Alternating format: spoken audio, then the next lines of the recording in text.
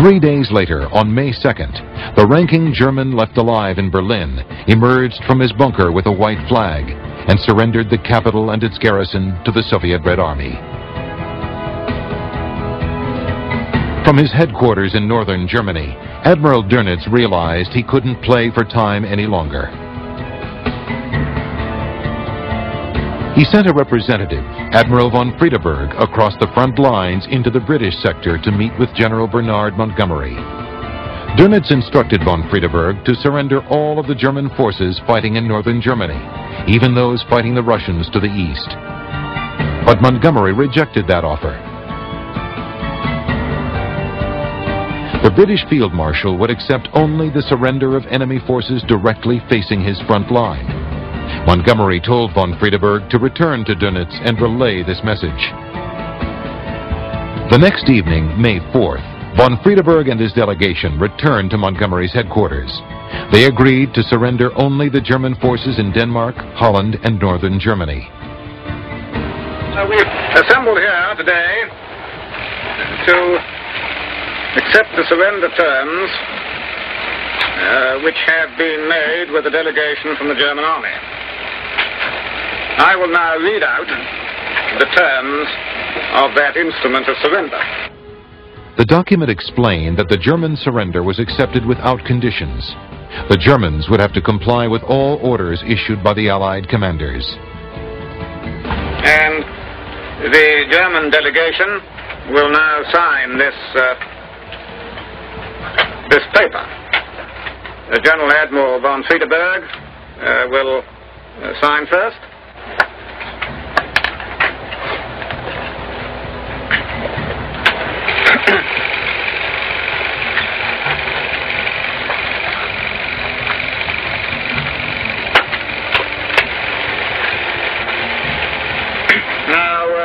General Kinsall will sign next.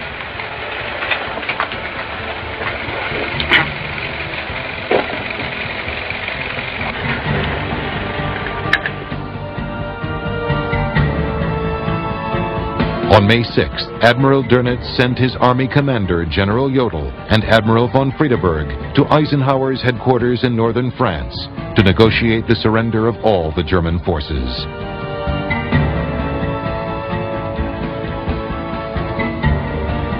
The German delegation arrived, expecting to be treated as professionals, to meet Eisenhower, possibly have coffee, certainly handshakes, and then discuss surrender terms. They were met by Eisenhower's chief of staff, who told them politely but firmly, there are no terms. You will surrender unconditionally, period. The German delegation went back, told Dönitz. He realized he had no choice. They went back, surrender documents were placed in front of them, and they were told to sign.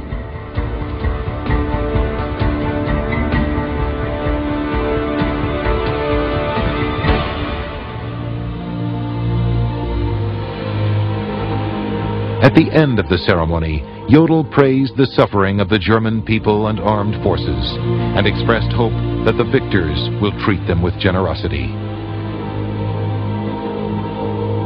After they signed, Eisenhower did meet with them. There were no handshakes. Eisenhower asked them bluntly, do you understand the terms of this surrender? Once they said, yes, we do, he turned around and left. It had been a cruel, a horrible, a terrible war. And Eisenhower, to his credit in my opinion, was not about to treat them as gentlemen. Eisenhower went out to the map room to meet with his staff, and they said, we've got to write a communique. And everybody had a try at writing out an appropriately eloquent last wartime message. And as they grew more and more eloquent, Eisenhower was growing more and more impatient with them, and finally he threw them all aside and pulled out a piece of paper and scribbled by hand, the mission of this Allied force was completed in 0245 hours, May 7, 1945, signed Eisenhower. And the war was over. They called for champagne. You had to have a celebration. It was 3 o'clock in the morning. Everybody was just really exhausted. They brought out a bottle of champagne and popped it, and it was flat. Everybody just went to bed. But the war was over.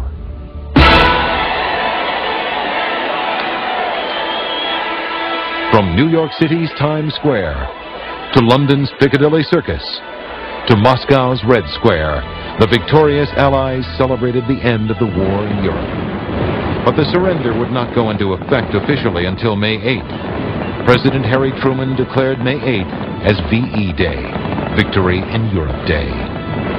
I wish that Franklin D. Roosevelt had lived to see this day. General Eisenhower informs me that the forces of Germany have surrendered to the United Nations. The flags of freedom fly all over Europe. The lights went on again. And all of the great cities of Europe that had been blacked out since September of 1939, on May 8th, 1945, the lights were on. It was the occasion for the greatest outburst of joy in the history of mankind. Never been anything like it. The end of that god-awful war had finally come.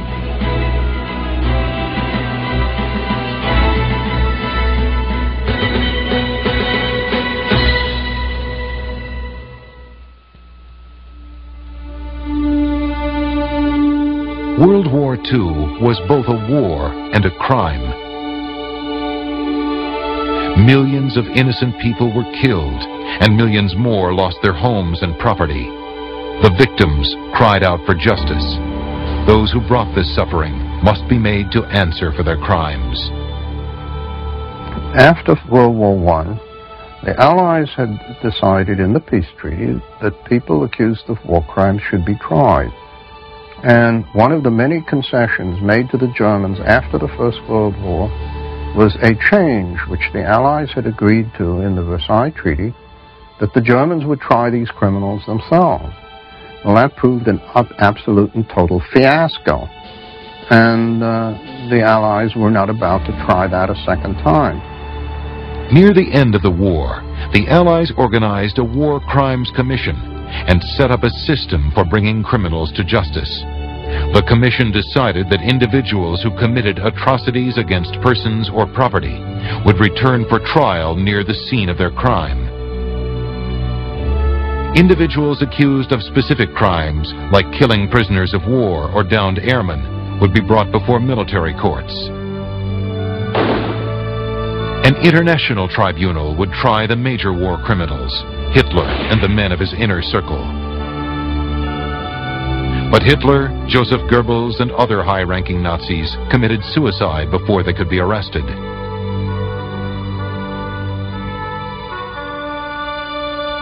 The head of the SS, Heinrich Himmler, was captured alive and held to await trial. They were going to ask him to open his mouth for a medical examination. But when they did so, he bit the cyanide capsule that he'd got hidden in his back teeth and died in front of them. So he escaped justice. One by one, the Allies found and arrested the military commanders of the Reich, the men who ran the Nazi war machine. Chief of the Luftwaffe, Reichsmarshal Hermann Goering, surprisingly turned himself in to the U.S. Army. His captors received him more like a visiting dignitary than a prisoner of war. When the press learned that Goering had fallen into American hands, of course they wanted an interview. So the Army produced Goering for a press conference, and Goering came out of the house in which he had been staying and sat under the trees in the garden and was thoroughly enjoying his press conference with the Americans, the give and take. And one of the questions was, do you realize that your name is on the list of war criminals to be tried? And this shook Goering. And he replied, no, I didn't know that, and I can't imagine why. But from this point on, he was not enjoying the press conference. There was nothing in his treatment at this point which gave him any idea that he was going to be looked on as a war criminal. He was allowed to wear his uniform, his medals, and I think that he thought that everything was going fine. Goering's celebrity treatment ended abruptly when the Army moved him to a prisoner interrogation center. It was there that he was stripped of his medals, and he was ceremonial dagger that he wore was taken away from him, and his insignia was removed. And I think it was at this time he realized that all was not well. In August 1945, after 3 months in custody, the army moved Goering to a cell at the Palace of Justice in Nuremberg. The selection of Nuremberg was only fitting. During the 1930s, the city's destiny marched closely in step with that of Germany's